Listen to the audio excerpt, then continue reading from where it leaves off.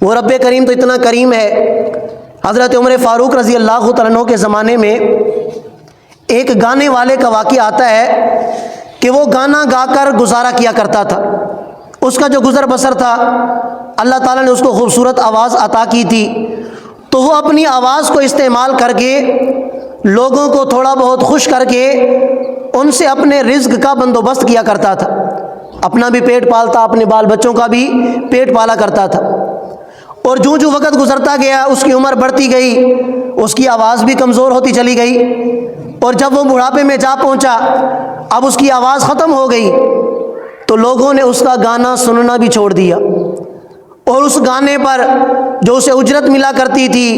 جو اسے مال و دولت ملا کرتا تھا، وہ بھی ختم ہو گیا،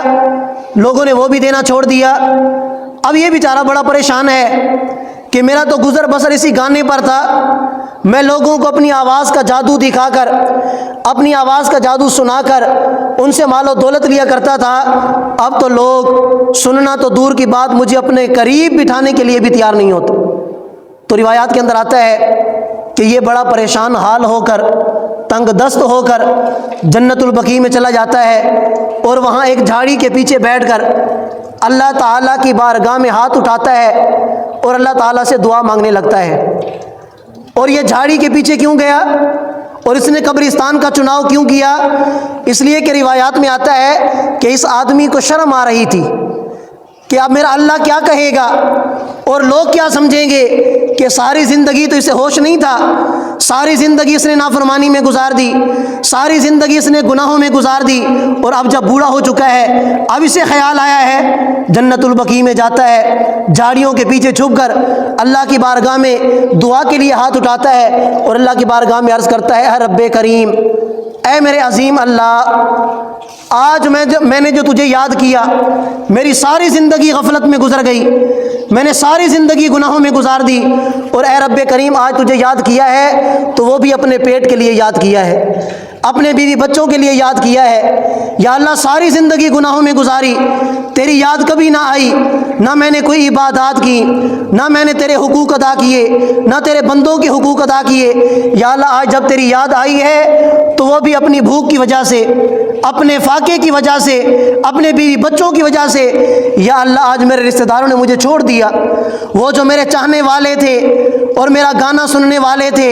اور میرے ساتھ محبت کرنے والے تھے، میں نے ان پر بڑی تمنائیں اور بڑی آرزوئیں لگا رکھی تھی کہ جب میں بوڑھا ہو جاؤں گا تو یہ مجھے کھلائیں گے، میرے قریبی میرا ساتھ دیں گے، میرے رشتہ دار میرا ساتھ دیں گے۔ اے رب کریم آج سب نے میرا ساتھ چھوڑ دیا،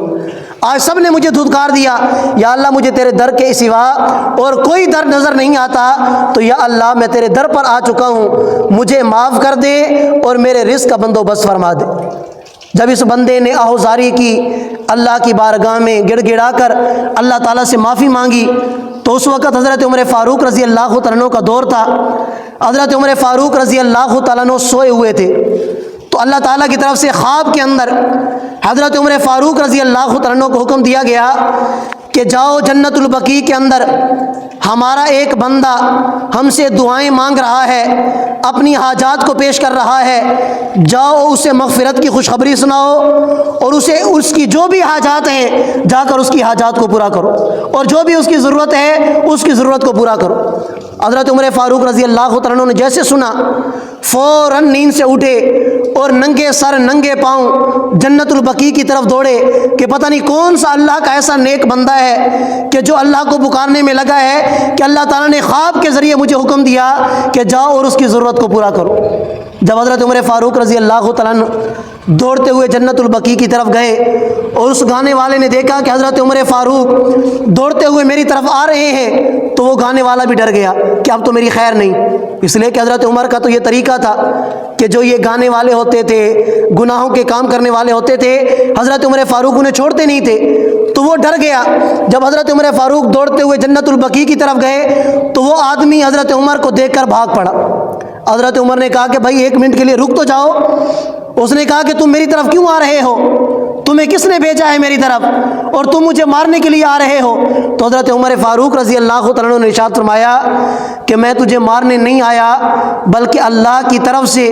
تمہیں مغفرت کی خوشخبری سنانے آیا ہوں۔ جس رب کریم کو تم نے پکارا ہے اس رب کریم نے مجھے بھیجا ہے کہ میں آ کر تمہاری ضروریات کو پورا کروں، اور جو تمہارے مسائل ہیں، جو تمہاری حاجات ہیں، میں ان حاجات کو پورا کروں۔ جب اس گانے والے نے حضرت عمر فاروق رضی اللہ تعالیٰ عنہ کی یہ بات سنی،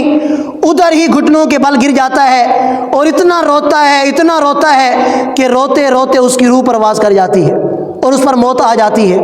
حضرت عمر فاروق رضی اللہ تعالیٰ عنہ اس آدمی کا جنازہ پڑھاتے ہیں، اس کے لیے مغفرت کی دعا کرتے ہیں، اور پوری زندگی کے لیے اس کے گھرانے کے لیے بیت المال میں سے وظیفہ جاری فرما دیتے ہیں۔ گویا اس انسان کی جو ضرورت تھی اللہ نے وہ بھی پوری کر دی، اور جو اس کے گناہ تھے اللہ نے وہ بھی معاف کر دیے۔ تو جب رمضان کا مہینہ ہو اور رمضان کے مہینے میں اللہ تعالیٰ کی طرف سے مغفرت کا وعدہ بھی ہو، اللہ کی رحمت اور اللہ کی برکتیں بارش کے قطروں کی طرح برس رہی ہوں، اور اگر ہمارے جیسے گناہ گار بندے جب اللہ کی بارگاہ میں ہاتھ اٹھائیں گے،